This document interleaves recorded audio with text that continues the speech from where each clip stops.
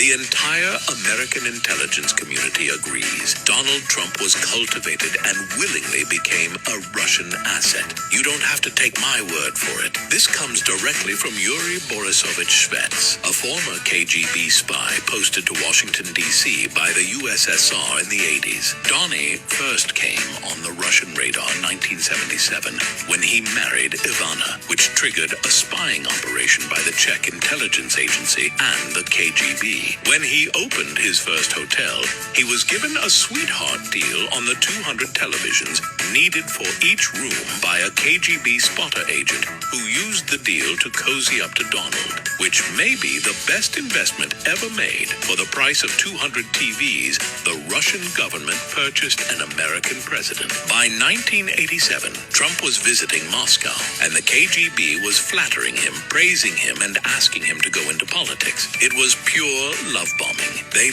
literally told him he was incredibly handsome, strong, smart, and that he could change the world. From that moment on, Donnie was in love with Russia.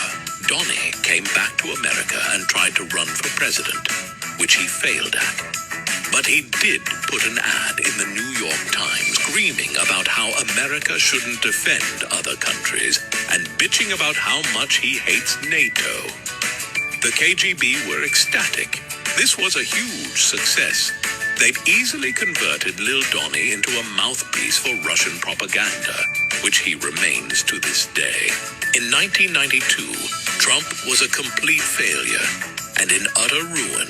He was months away from losing his father's entire empire, and it was the Russian mafia, made up of many former KGB agents, including Donnie's handlers, who bailed him out. For decades, Trump knowingly and actively laundered money from the drug, prostitution, arms, and human trafficking trades. To this day, he still makes the bulk of his income from empty luxury towers used to launder Russian money. In the 2000s, Trump remained a propaganda mouthpiece for Russian agents, and it was through this that Donnie took up the Obama birther conspiracy. When Donnie decided to run for president, the Russian government began the largest, most expensive, most sophisticated propaganda campaign they've ever attempted, all in support of Donald Trump.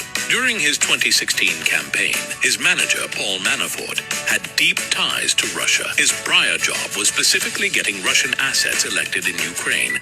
How weird that he'd suddenly volunteer to help get Donnie elected out of the goodness of his heart without receiving a single paycheck. There's, of course, the infamous meeting at Trump Tower, where Russian intelligence officers passed information to Don Jr. And there's Carter Page, Donnie's foreign policy advisor, being a known Russian asset who communicated directly to the Russian government during the campaign.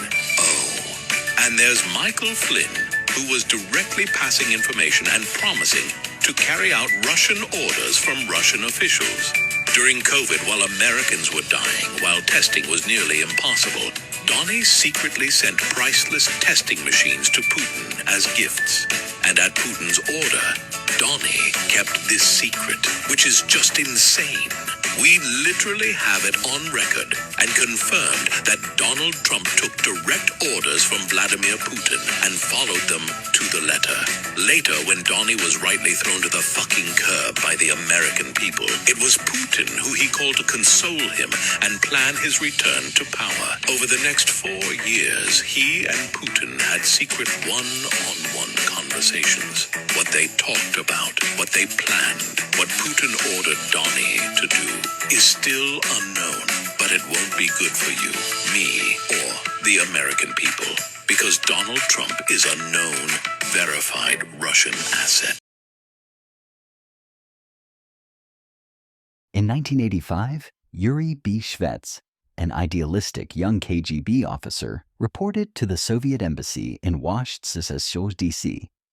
His mission: to try to recruit Americans with access to important political offices. Undercover as a reporter for TASS, the Soviet news agency, he recruited a journalist, former White House advisor, codenamed Socrates.